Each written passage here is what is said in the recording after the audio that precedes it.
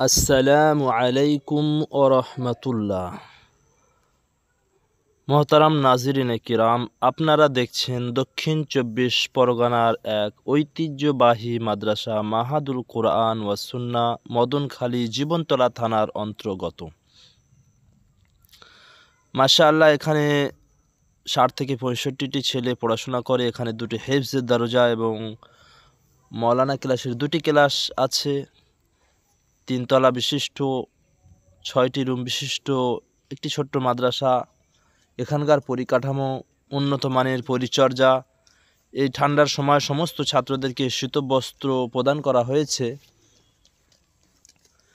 আপনারা দেখছেন মাশাআল্লাহ, মাদ্রাসার বাউন্ডারির ভিতরে সুন্দর সুন্দর গাছপালা, পরিবেশ, মনোরম পরিবেশের ভেতরে গাছপালাও লাগানো হয়েছে মাদ্রাসার তরফ থেকে। মসজিদের ভেতরে মাশাআল্লাহ কাজ প্রায় শেষাগতর দিকে, কিছু কাজ বাকি আছে। আপনারা দেখছেন মসজিদে এখনও রং করা হয়নি। ছাত্ররা সব দাঁড়িয়ে আছে, সমস্ত ছাত্ররা। সামনে আপনাদের যে দুটি দরজা আপনারা দেখছেন মাদ্রাসার, এই দরজা এবং এর বাইরের দরজা, এখানে এখনও গেটের কাজ সম্পন্ন হয়নি। তাই শহীদ ভাইদের কাছে আমরা আবেদন করব, হাদিসে আছে মাম বানা মসজিদান লিল্লাহি বানাল্লাহু বাইতান ফিল জান্নাহ, অর্থাৎ যারা আল্লাহর জন্য দুনিয়াতে মসজিদের তৈরির কাজে সাহায্য করে, আল্লাহ তাদের জান্নাতের মধ্যে একটা ঘর তৈরি করে দেন। এটা মাদ্রাসার আঞ্জুমান ফায়েজে আসগর মাদ্রাসা মাহাদুল কোরআন ওয়া সুন্নাহ। এখানে তারাবারা, গজল, কেরাত, বক্তৃতা ইত্যাদি মস্ক করে যাতে সমাজকে তারা উন্নতভাবে পেশ করতে পারে। এটা প্রথম তলার অফিস রুম।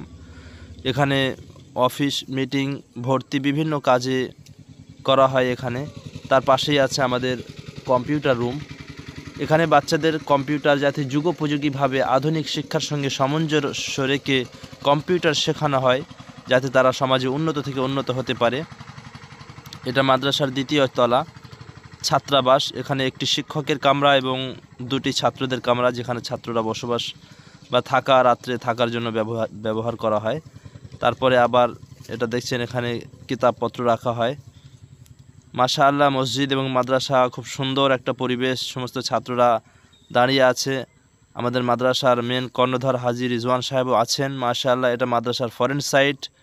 ছাত্ররা পড়াশোনা করছে, আসাতেজায়ে কেরামরা মেহনতের সাথে পড়াচ্ছেন। মাশাআল্লাহ, এদিকে হাফিজ সাহেব, ওদিকেও হাফিজ সাহেব। হেফজের খুব সুন্দর পরিবেশ। এখানে গ্রামের মক্তবের ব্যবস্থা আছে, গ্রামের বাচ্চাদেরকে নিয়ে পড়াশোনা করানো হয়।